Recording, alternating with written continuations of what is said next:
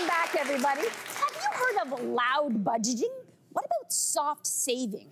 These are just a few of the viral financial trends that have been getting major traction on social media. But are they actually useful when it comes to money management? Well, here to help us figure it all out is our resident money expert, Melissa Leong. Welcome back to the show. Okay, so on the Melissa side of the couch, we learned earlier today that not all things that we see on social media work.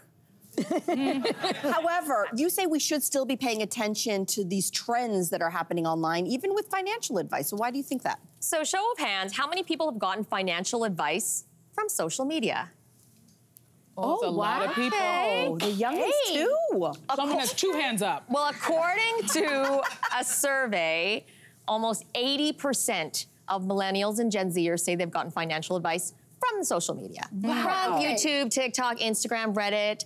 And I know it gets a bad rap, financial advice from social media. There's some garbage there, there's scams, there's get-rich-quick schemes, but there is also a lot of valuable and diverse content on social media to pay attention to. And it's in that fun, sort of conversational, funny style, that confessional style that's so great when people are talking about a scary topic, money, and it makes it relatable. I would just preface content that you find on social media with this comment. Approach a TikTok video like it's a crumb at a buffet. Oh, Gotcha. I love that. So you get a little taste, you see if you like it, if it piques your interest, then consume more, consume a lot, let it whet your appetite when it comes to finances, but don't plan your whole meal around. Okay, that's some solid good. advice. All right, so let's talk about one of those trends, one of those financial trends, and that is hashtag girl math. You guys hear about that one? Right? Everybody's like, yeah. Was that helpful or harmful? It was so popular. Girl Math has hundreds of millions of views on TikTok. And for anyone who is just catching up, it's okay. I'll explain. It is basically just a way to justify your spending. So for example, I bought a $300 coat. It's, I'm gonna wear it 60 times. So that's $5 a wear. Hashtag girl math, right? So it's just about, we all justify our purchases, but there's a lot of shame with wanting, especially for women who have been stigmatized with the stereotype of being a frivolous spender, which is unfair and not true. And so this is female content creators taking back this joke and bonding and using it to talk with millions of others about valuing things and diverting your resources to things. So I think it's awesome. Helpful, you would say. It comes from the helpful side. Okay, I love that. So what financial hashtag is the most popular right now? So late last year, TikToker Lucas Battle created something called hashtag loud budgeting. It's just basically openly discussing your finances and sharing your money plans. Wow. So he would say, I can't go to dinner for you. I can't go out for dinner with you because I live on $7 a day. Hashtag loud budgeting. Oh, wow. And I love this trend because we're just putting our frugality, our discipline, our money plans all out there for everyone to see. Budgeting is cool. Melissa Leong and budgeting is finally cool. And it also helps with accountability and something that I call a superpower when it comes to money that everybody needs more of in their life, peer support. Yeah. So it gets everybody in on it, right? So like, my girlfriends and I were desperately trying to get to Europe in October, and we have a pact that we're gonna save $150 until October, so we'll have $1,000 to spend in Europe together. But we have to hold each other accountable, and we have to be loud about it. $1,000, that's just for the food, or are we shopping with that? It's a tour, it's for a tour. Okay, just asking. So why don't we go from loud budgeting, which may or may not work for Andrea, to another trend called quiet luxury. What is this? So quiet luxury is a response to all the bragging and the opulence that happens on social media.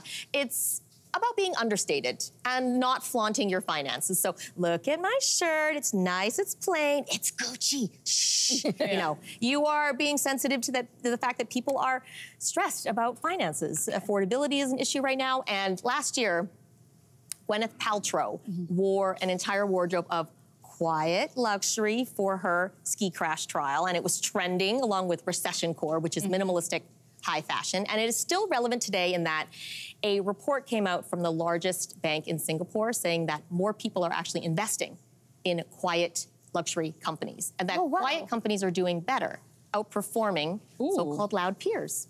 Oh, okay. We're all into it. Okay. We like and it. I figure I'm on top of most of the trends, but there was a trend that I didn't even know happened. So last month, it was called Frugal February. Yes. I did not do that. And it was apparently all the rage on TikTok. Should this extend to March, and should it be Minimalist March? Oh, Minimalist March. Okay, a lot of these trends are cyclical. So around this time last year, financial cleanse was trending. I think it's because we come out of December and we're like, oh my gosh, you know, we overindulged.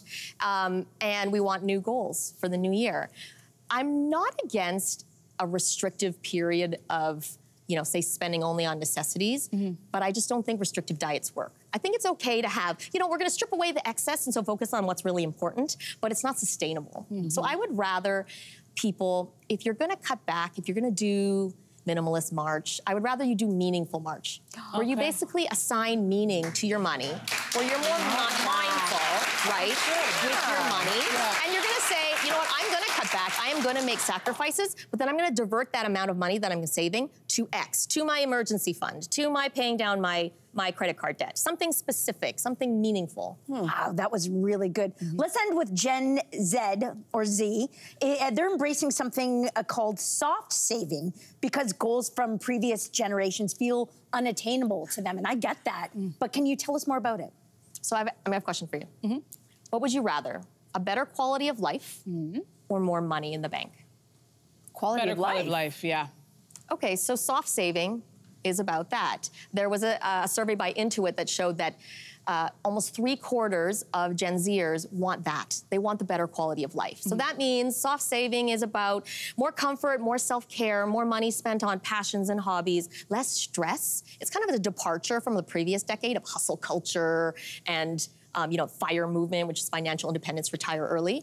And so I understand it's tough these days, but they're excellent savers. Young Gen Zers have saved, they started saving earlier than previous generations when it comes to retirement because they have time on their side. And that is a superpower. So if anybody can do that, it's called front loading your investments. If you can invest more early on, then you will have to worry less Later when it comes to saving.